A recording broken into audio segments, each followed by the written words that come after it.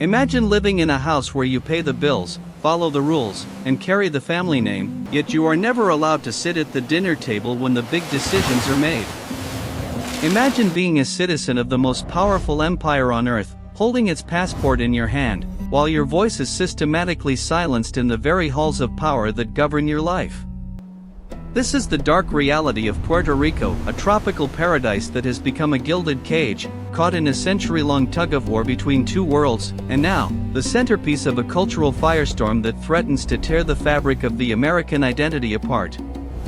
The danger isn't just in the politics, it's in the simmering resentment of millions who are tired of being treated like a strategic footnote on a map.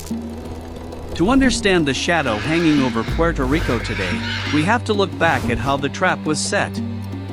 It began centuries ago when a man named Christopher Columbus stepped onto these shores, but he didn't bring discovery, he brought a death sentence. The Spanish didn't just occupy the land, they brought invisible killers, smallpox and the flu, diseases the indigenous people had no defense against. It was a silent massacre, a blueprint for conquest that the Spanish used to hollow out the Caribbean. They turned the island into a springboard for gold and slavery, a hub where Spanish blood, African sweat, and Caribbean tears were stirred together into a Latin legacy that refuses to die. But the real thriller began at the end of the 19th century, when a new predator entered the waters. The United States was looking to expand its reach, and Cuba was the bait. History books talk about the liberation of Cuba, but the reality is far darker. It started with a bang, literally. The USS Maine, an American battleship, exploded in Havana Harbor. To this day, the cause remains a mystery, but the American media at the time didn't need facts. They needed a villain. Thousands of newspapers screamed for blood, accusing Spain of a cowardly attack. It was a masterclass in media manipulation, a manufactured false flag that dragged the public into a war they didn't understand. The war lasted only months, but the spoils were immense. When the smoke cleared, Spain was forced to sign away its empire. Puerto Rico, Guam, and the Philippines were handed over like poker chips in a high-stakes game. Cuba was granted a conditional independence, but the U.S. kept its claws deep in the soil with the Guantanamo base and a legal right to invade whenever they felt their interests were threatened. Puerto Rico, however, was kept in a different kind of limbo.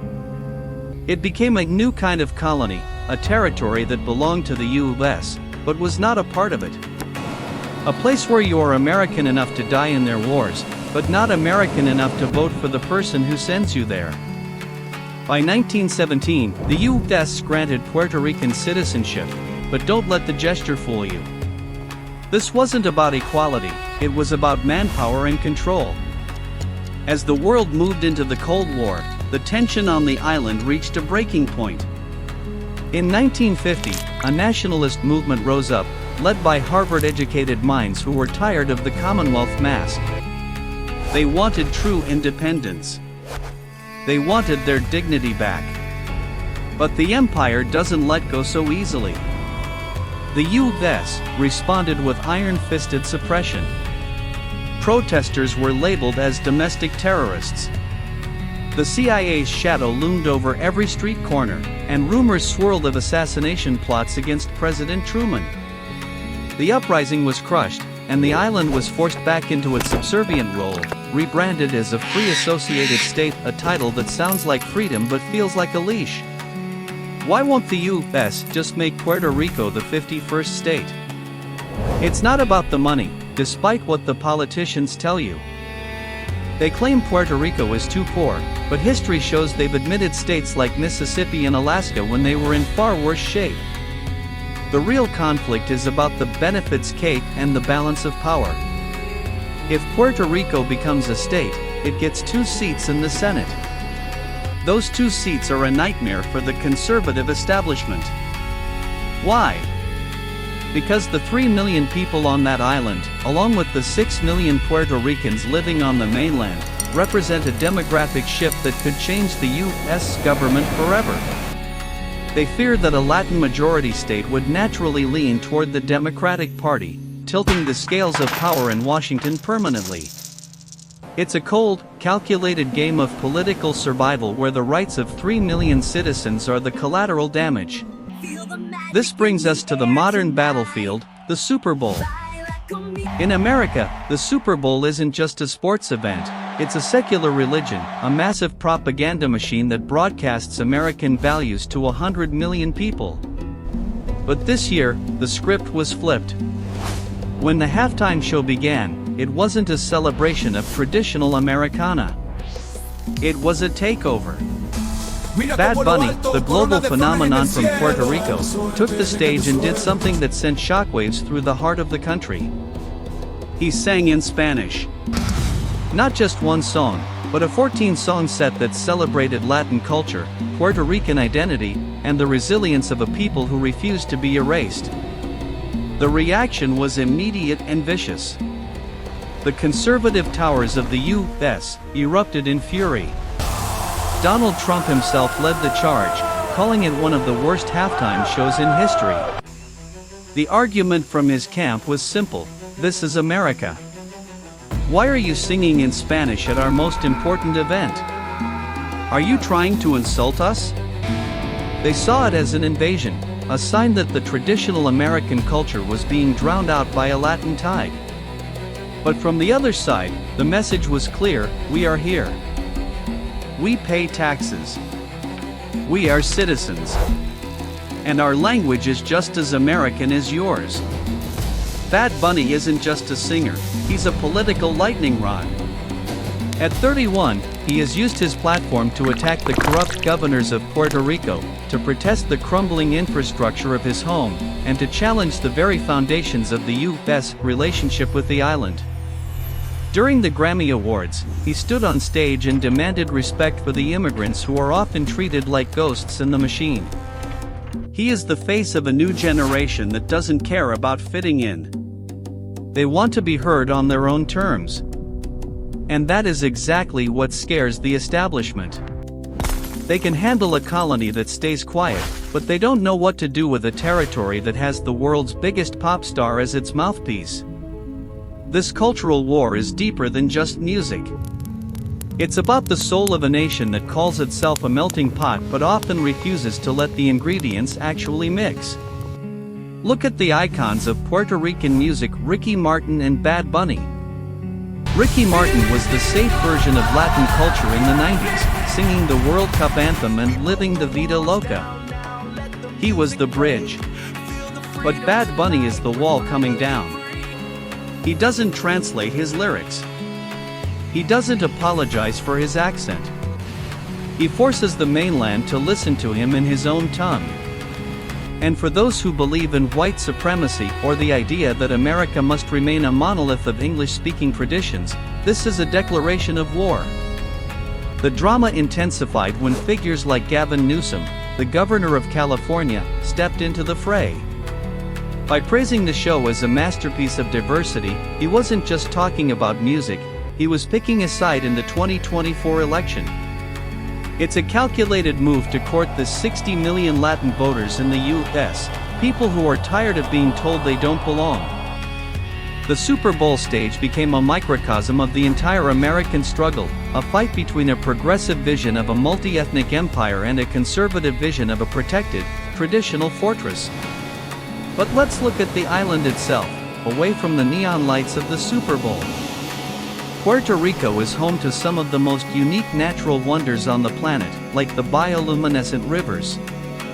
There are places where the water literally glows in the dark when you touch it, a phenomenon caused by microscopic organisms that light up when they are disturbed. It's a perfect metaphor for the people of the island. They seem quiet, almost invisible to the mainland, until you disturb them. When you push them too far, they light up with a fire that can be seen across the ocean. They have the only tropical rainforest in the entire U.S. forest system, a lush, green heart called El Yunque. It's a place of incredible beauty, but it's also a place that reminds you of the dangers of the tropics, the heat, the humidity, and the hidden predators. The forest breathes out oxygen that sustains the region, just as the Latin culture breathes life into the American entertainment industry. Without the contributions of Puerto Ricans and other Latin groups, Hollywood and the music industry would be a desert. They have given the U.S. South Supreme Court justices, world-class athletes, and scientists. Yet, the question of their status remains a sensitive topic that Washington refuses to touch. The tragedy of Puerto Rico is that it is a land of two fates. On one hand, you have the incredible success of its people on the global stage. On the other, you have an island that is still recovering from hurricanes, struggling with debt, and governed by a system that denies its people a vote in the presidency. When a hurricane hits, the response from Washington is often cold and delayed, as if the lives on the island are worth less because they don't have electoral college votes. It's a dark, transactional view of humanity that should haunt every American. If we don't respect the people of Puerto Rico, what does that say about the future of any group that doesn't fit the standard mold? If a citizen can be denied a voice because of their geography, then the American dream is just a marketing slogan. We are living in a time of high-level tribalism. One side wants to make America great again by turning back the clock to a time of cultural homogeneity. The other side wants to embrace a chaotic, multilingual future. And in the middle are the people of Puerto Rico, waiting for the empire to decide if they are truly family or just a strategic asset. As you look at the drama unfolding between the figures of Trump and Bad Bunny, don't just see it as celebrity gossip. See it as a symptom of a deeper rot. It's the sound of a system that can no longer contain the diversity it created. Whether Puerto Rico becomes the 51st state or a truly independent nation, the current limbo cannot hold. The glow of the bioluminescent river is getting brighter, and the heat in the Caribbean is rising. The danger isn't that Puerto Rico will change America, the danger is that America will break itself trying to keep Puerto Rico in the dark. At the end of the day, a country is only as strong as its commitment to its own principles. If the U.S. claims to be the land of the free, then it cannot continue to hold a colony in the 21st century. The music of Bad Bunny and the legacy of Ricky Martin are more than just entertainment, they are a reminder that culture cannot be contained by borders or laws. It's a pulse that beats through the streets of San Juan and the avenues of New York. The question for the future isn't about which political party wins. It's about whether we can look at a citizen of Puerto Rico and see an equal, or if we will continue to look at them as the other until the cage finally breaks. Think about the children growing up on that island today. They are born with the eagle on their passport, but they see their culture mocked on the national stage. They see their language treated as a threat. They are being taught that their value depends on their utility to the mainland. This is how cycles of resentment begin. This is how the dark thriller of history repeats itself. We have a choice to make. We can either open the door and let everyone sit at the table, or we can wait until the people in the shadows decide they've had enough and burn the whole house down. The choice is ours, but time is running out.